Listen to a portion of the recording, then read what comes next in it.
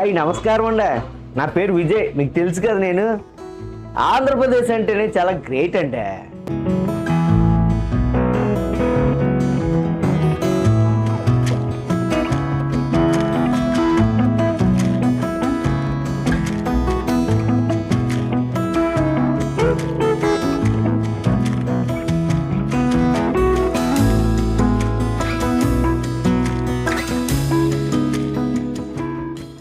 కానీ ఇక్కడ రాజకీయాలు చూస్తుంటే మాత్రం బీపులు వేసుకోవాల్సి వస్తుంది. అసలు ఇక్కడ రాజకీయ నాయకులు అనుకోండి ఇంకా పెద్ద బీపు. ఒక్కోసారి ఆంధ్ర రాజకీయాలు చూస్తుంటే ఏంటి మరి ఎంత బీపులా తయారైపోయి అనిపిస్తుందండి.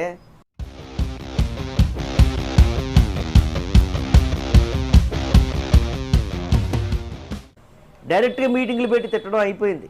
ఈ మనిషి ఎలా మాట్లాడుతున్నాడు? అసలు ఈ మనిషికి బుద్ధి ఏమైనా ఉందా అధ్యక్ష?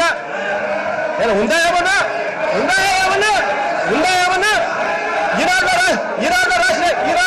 ఈనాడులో రాస్తే నేను ఇక్కడికి వచ్చి మాట్లాడితే ఎలా ఉంటుంది? ఎలా ఉంటుందా? ఎలా ఉంటుంది? ఎలా ఉంటుందా? బుద్ధిందా ఏమన్నా? కళ్ళు పెద్ద చేస్తాను భయపడతావా? కళ్ళు పెద్ద చేస్తా భయపడతావా ఏమన్నా?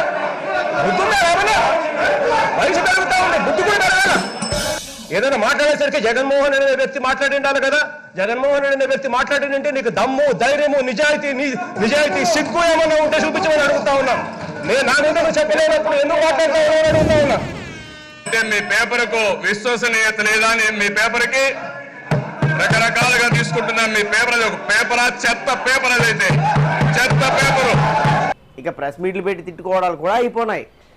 పోలీస్ కేసులు పెట్టడం కూడా అయిపోయినది. ఎన్టీ రామారావుకి ఎలా అయితే వెన్నుపోటు పొడిచావో ఆ రోజు ఎన్టీ రామారావు కళ్ళమ్మ నీళ్లు పెట్టుకుని చెప్పాడు, వీడు దొంగ, వీడు 420, వీడు ఔరంగజేబు, వీడు నాకు వెన్నుపోటు పొడిచాడు, మీ అందరూ కూడా పొడుస్తాడని చెప్పి ఆయన చెప్పాడు. అయినా కూడా వాళ్ళు వినకుండా ఎన్టీ రామారావు పెట్టిన పార్టీ అని చెప్పి చంద్రబాబు కోటేస్తే వాళ్ళని నట్టేటిని ముంచినటువంటి దొంగ ఈ 420 చంద్రబాబు నాయుడు ఈరోజు ఆ ఎన్టీఆర్ అయిపోయాడు. ఈరోజు ఈ పప్పుగాడి పనికి మాలిన వెధవ కోసం ఇంకో ఎన్టీఆర్ని సంకనాకిచ్చేటువంటి కార్యక్రమం పెట్టాడు.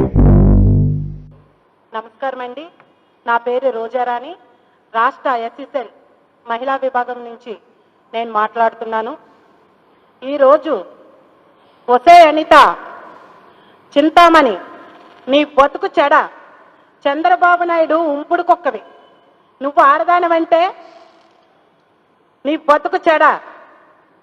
తుప్పు నాయుడు, ఆ పప్పు నాయుడు ఈరోజు ఉంచుకుంటే నువ్వు బయటకు వచ్చి మాట్లాడుతున్నావు. నువ్వు ఆడజాతికే కలకలమని ఎన్నిసార్లు చెప్తున్నా నీకు అర్థం కావటం లేదు. అసలు నీ తండ్రిని చంపేసి 420 గాడితో నువ్వు ఎలా కాపురం చేస్తున్నావమ్మా? నీ భర్త కోసం చింతామణిని తీసుకొచ్చి మాట్లాడిస్తున్నావా? నీవెన్ని సూట్ కేసులు మోసావో ప్రజలందరికీ తెలిసిందే. చిన్నపిల్లల ప్రాణాలతో చెలగాట మారి డబ్బులు దండుకున్న వెధవ ఈ తుప్పునాయుడు 420.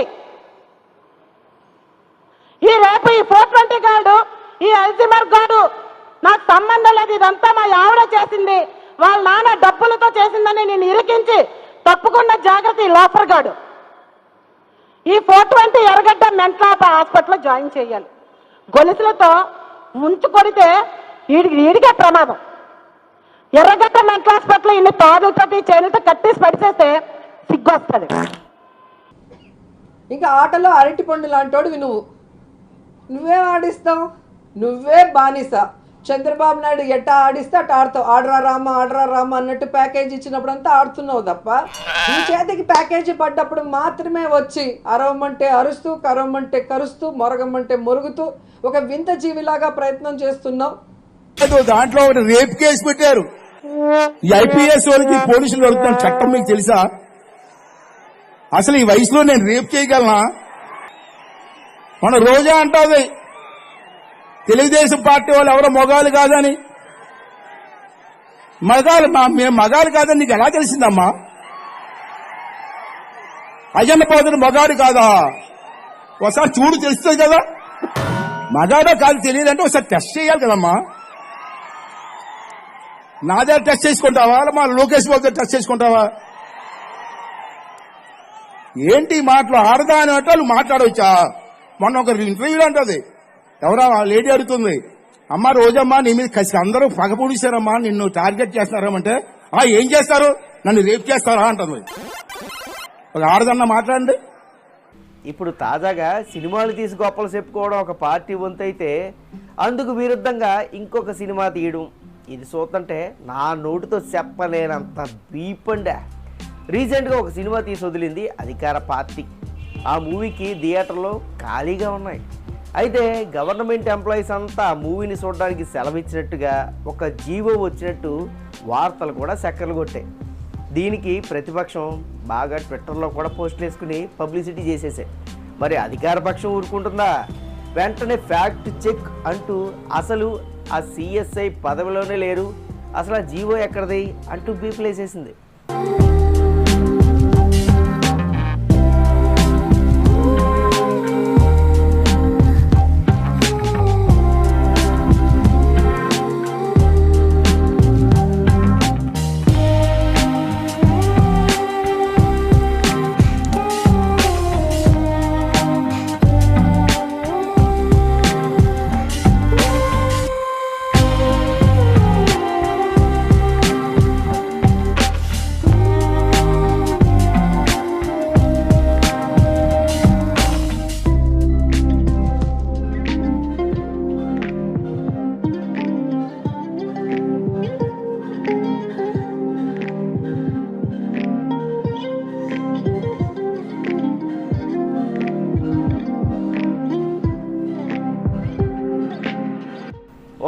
ఓకే ఇక ఇదిలా ఉంటే అధికార పార్టీకి ఎగెనెస్ట్గా ఇంకొక సినిమా వచ్చింది. దాన్ని ఆపడానికి సుప్రీంకోర్టులో కేసు కూడా వేసింది అధికార పార్టీ. అంతేకాకుండా థియేటర్లో షో వేయకుండా ఆపాలని కూడా ట్రై చేసింది. మరి ప్రతిపక్ష పార్టీలు ఊరుకుంటాయా? రోడ్డు మీద హంగామా చేసేసాయి.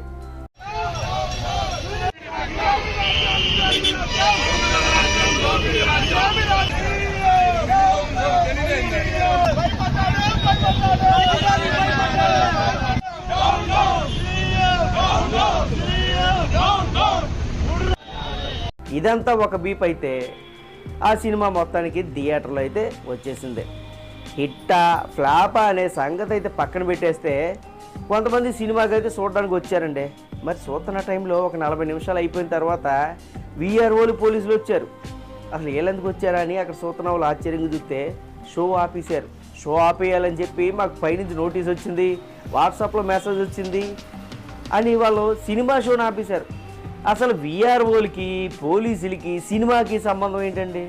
అసలు ఇది అసలు అర్థం కానే కావట్లేదు. అసలు ఈ రాజకీయాలని చూస్తుంటే అసలు నా నోటితో చెప్పలేనంత వరస్ట్గా బీప్ వరస్ట్గా తయారైపోయాయండి.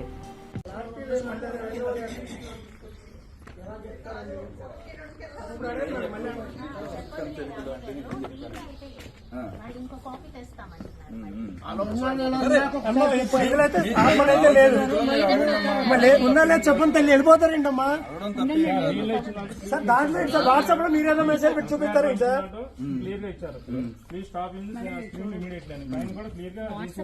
ఏమండి మీరు ఆర్డర్ కాపీ అనేది తీసుకొచ్చారు, ఇందులో ఎక్కడో చూపించండి. మీరేదో వాట్సాప్ లో మెసేజ్ చూపిస్తారేంటి సార్? మీరు ఆర్డర్ కాపీ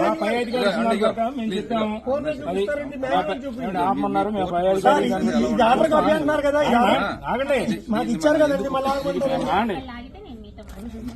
ఆర్డర్ కాపీ మీరు ఇచ్చారు, ఇందులో ఆపమని ఎక్కడ ఉంది చూపించండి సార్. మరి వస్తున్నప్పుడు సినిమా ఎందుకు ఆపారు? ఈ లోపు వచ్చేవారు కాగలరు కదా మీరు. నాకెందుకండి సినిమా వచ్చిన తర్వాత చూపించాలి, సినిమా వచ్చిన తర్వాత చూపించాలి. మీరు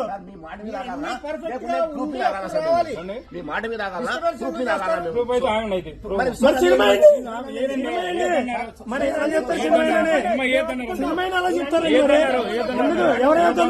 ఎవరు వేద్దన్నారు? ఏం చెప్పండి.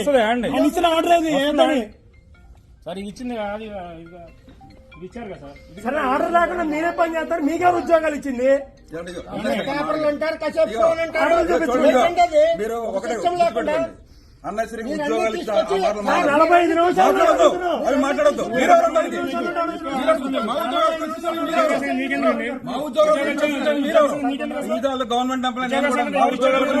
అయితే మరి ఇంకా చూడడానికి అసలు ఎన్ని బీపులు వాడాలో కూడా తెలియట్లేదు. అంతేలే మరి. కరోనా టైంలో స్కూల్ టీచర్స్తో వైన్ షాపుల దగ్గర కాపలాగా పెట్టగలిగింది, ఒక సినిమా ఆపడానికి వీఆర్ఓలు పోలీసులు రావడంలో తప్పే ఉంది.